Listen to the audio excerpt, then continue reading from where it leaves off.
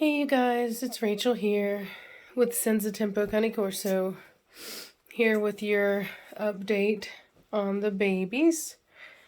Everyone is doing really well. That leads me to believe that all these guys are good to go. Usually when you're gonna lose one, you'll lose them, within the first 3 days, and all these guys are doing really well. So I think it's safe to say that they're all doing, they've all made it. Yeah, you're fine, I know. So I've been kind of looking at them, and I wanted to show you guys. So I know, look at that thick, very thick thighs there on these puppies. See here, thick rear. And here, I've noticed these guys are just really thick puppies. Just, literally just exactly what I thought we were going to get out of Mona. She's a really big dog, and it looks like, she's definitely put out some very high quality. So I'm not gonna lie, I'm a little hesitant about the male situation. And I'll tell you why. So in this litter, you can see that there's a lot of females. There's 7 females in this litter. And there's a wide array of size and type. So we have the Formentino female here, and she's not as thick as like this female here. I'm pretty sure this is a girl. Yeah, that's a girl. So that girl is just huge. And then there's like different head types too. So I'm seeing a lot of what looks like very European head types in this litter, which is good because for me, I've been kind of struggling with these longer muzzles for a while now. And which makes sense because initially I was like very stubborn about not wanting short muzzles. And I was kind of, not going to say ignorant, but uninformed about how to breed the correct head type in the Corso. And so I really focused on bringing in longer muzzle dogs. And so that's why I've had such a hard time fixing that. Grim has a fantastic head. I did not produce him, but he has a fantastic head because of his bloodlines. They've not been selected for these long tapered muzzles. So I'm really excited about that. But the reason why it's concerning for me as far as keeping a male is that I've been wanting to keep back a really fantastic male out of Preacher as kind of a, like a, not a replacement for him, but, just his son, right? Like the legacy of his son or whatever. I'm going to bring in this little litter box thing so I can sit down. And usually if you're going to get that, usually you need to see the full extent of the genetic material. And so in this litter, you can see that present in all the females. There's lots of different sizes, lots of different colors, lots of different head types, structure. Like this dog has a really good rear right here, not just with the thickness, but also we have a smaller hock here, longer length in the leg. You can see more turn to stifle there. And as you do this, you start to get, see that, like this female here, this Formentino dog, Out Preacher, also has really good turn to stifle. But the big one, the big Bertha over here, so far that I've seen, doesn't.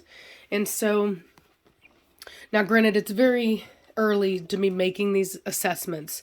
You can look, and a lot of times it is accurate, but sometimes they're not. And so you kind of have to just like take it with a grain of salt. But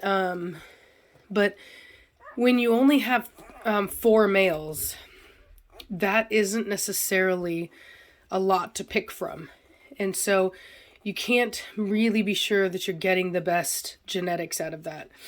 And so, hopefully we have that. If not, we're still getting a really nice female out of Preacher. And it may be that Preacher is better at producing females than he is males. I've only ever seen one male that I felt was as nice as him, and that's his son, Prophet.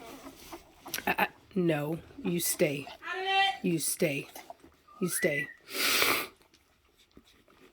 Some of the other dogs are up here and she doesn't like it. So anyway, we'll see. Like I said, it's way too young to be making any kinds of choices like that. I'm just letting you guys know, kind of like where my, like where my thought process is at. If I end up not keeping a male, that's why.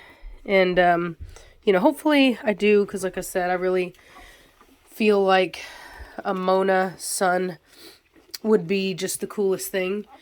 But I really need the male to be, he needs to at least be better than both of them. You know what I mean? I'm really looking for a really nice dog.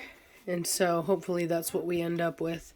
It's kind of my ruling in general. Like you just, I really am, females I can be a little bit more lenient on, but males really, really have to be that step above.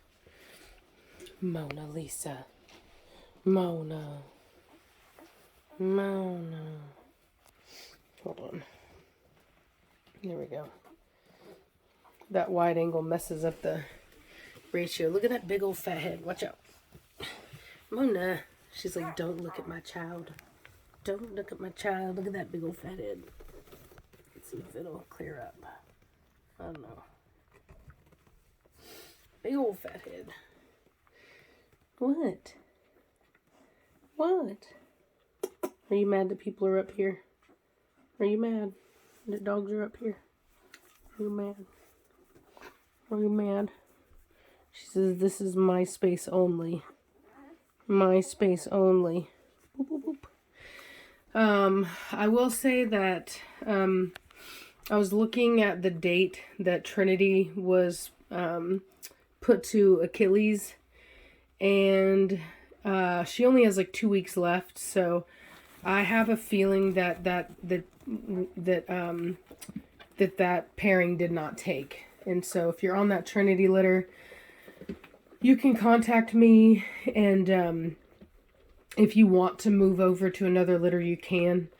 Suki, I'm hoping, should, I don't know yet if it was successful, but I'm hoping that it is. And also Velocity looks like she's going to be coming back into season very soon. The dogs were paying a lot of attention and stuff like that. So, and that litter is open, except for I think one spot. So, pardon me. So if you're interested in moving over to one of those, that's good. My Mortigan, get out now. Out. Go. Out, sir. Go. My Mortigan, out. Have some respect, sir.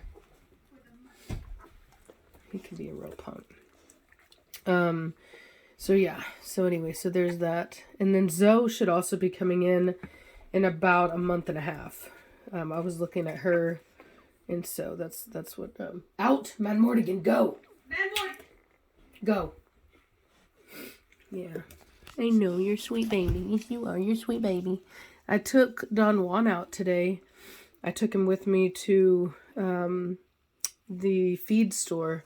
And I realized first of all, I hadn't even leash trained him yet because I've never taken him anywhere. So I leash trained him right before I left.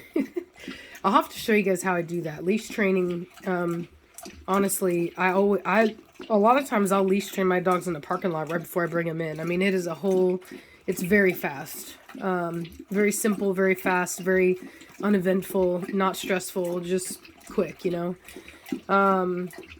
And so I leash trained him, did some just general training with him in the field before we left. I'm just getting him used to it. Because I realized, yeah, look at that head right there. Look at that muscle. That's what I was telling you guys about. That's a very European type head right there. We'll see what she does. It's a female.